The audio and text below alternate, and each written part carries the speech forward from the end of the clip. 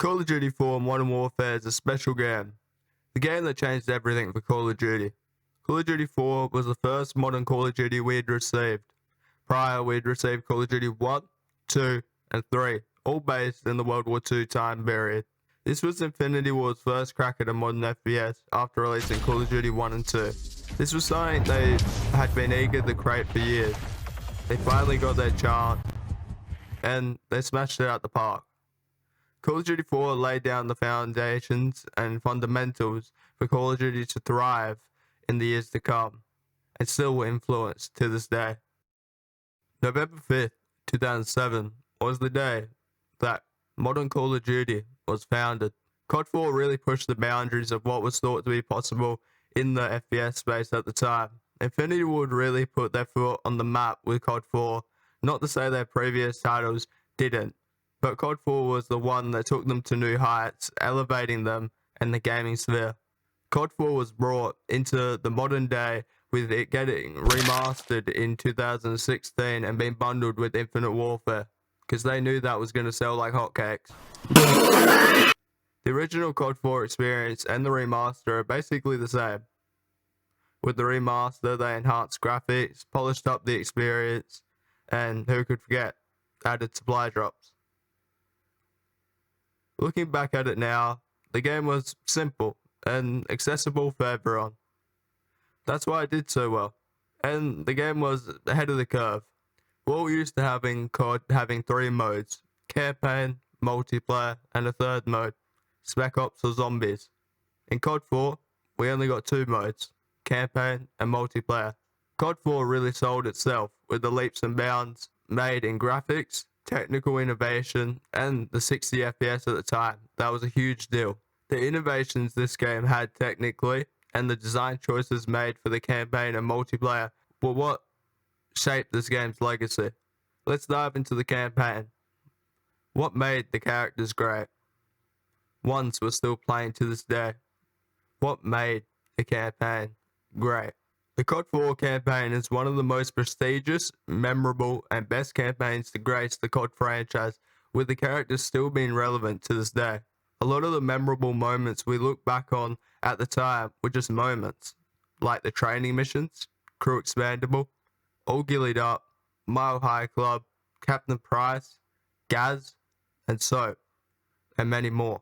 COD 4 laid down the formula and structure for every Modern Warfare campaign. A few villains, factions, and traveling around the globe.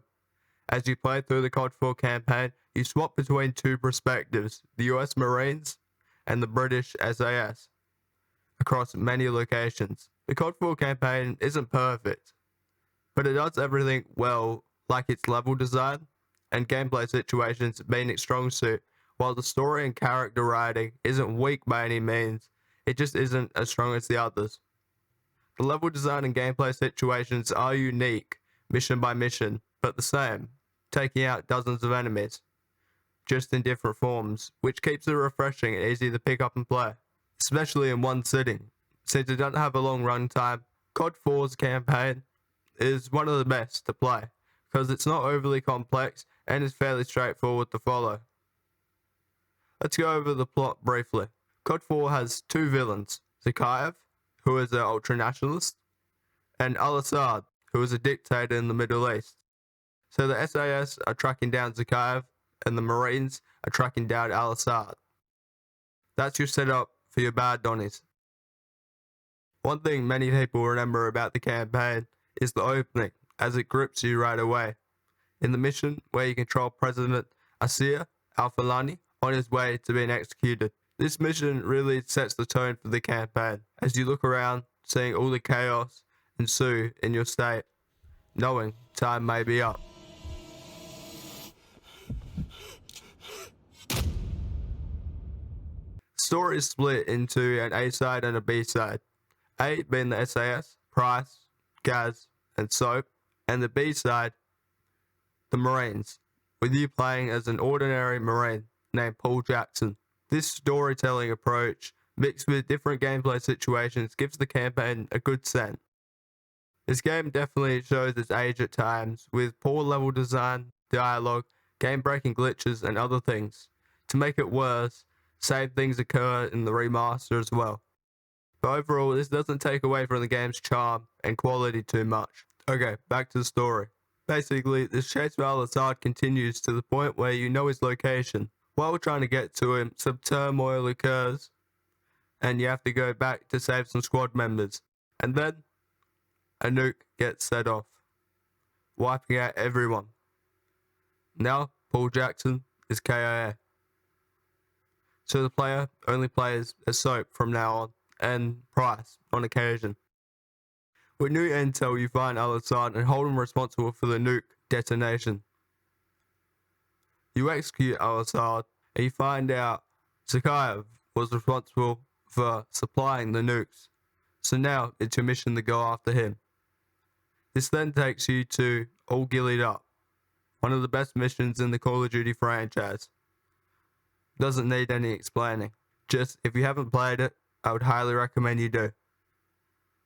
After that, you still have to locate Zakhaev. You do this by targeting his son. You try to ambush him, which leads into a chase scene. Finally corner him, but it's crucial you take him alive. With nowhere to go, he does the job himself. Shit, kid's got some issues. Zakhaev holds the US responsible for his son's death. Now, with the clock ticking, as missiles get launched and the tension rises to boiling point, you now have to try and deactivate the missile and get past Zakhaev's forces to enter the codes to stop it. One massive W. But you still have Zakhaev to deal with. As you're leaving, you're ambushed by Zakhaev's men. Heavy gunfire ensues, leading to the final confrontation on the bridge. Everyone basically gets wiped out here. And you think it's all over. Then Price slides you a weapon.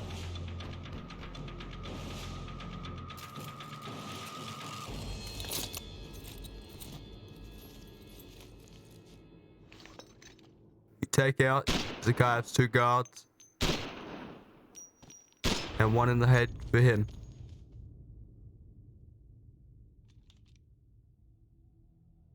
And it's over. One of the best endings to a campaign. COD 4's campaign isn't perfect. It ticks all the boxes and does everything well. The game almost comes off effortless with the characters and gameplay. The variety in situations, location, and all make this game special. That's why I would consider it one of the best campaigns in the series. Now let's go to the multiplayer. Like the campaign, multiplayer built the foundation for years to come and put down the building blocks. COD 4 was the founder of many features we look at as necessities, like creator class, kill streaks, perks, and the classic prestige system, all being new at the time. The formula for this game was simple and addicting, trying to get that attack helicopter or find that new favorite gun. This game having good maps and fun gunplay made it eye-catching and a blast to play.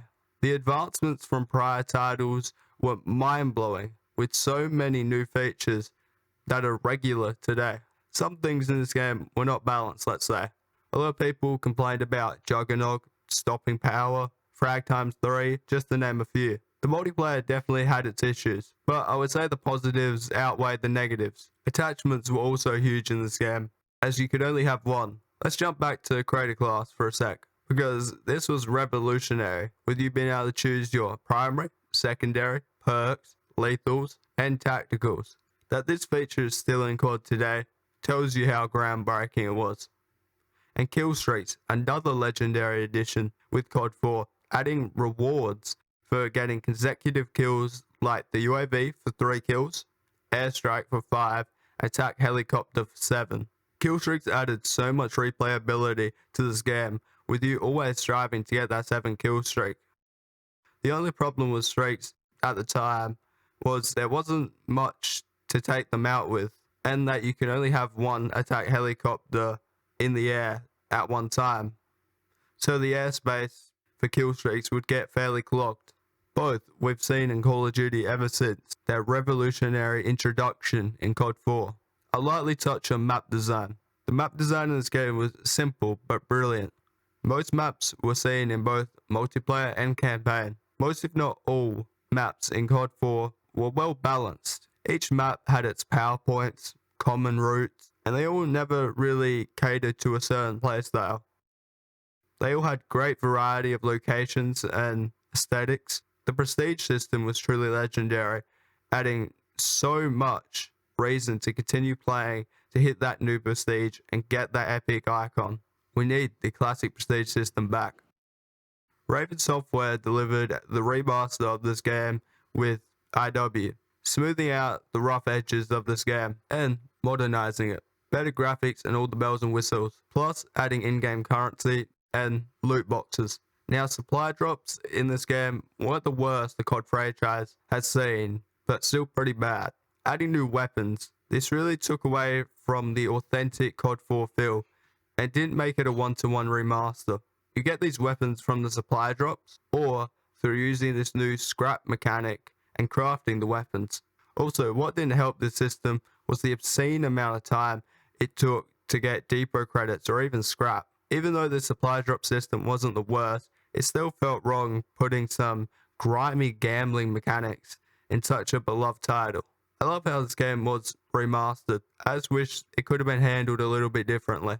I would personally say what made COD 4's multiplayer so special was the blend of good maps, weapons, gameplay, and well-welcomed new features like creator class, kill streaks, perk system, and prestige mode, creating something truly special.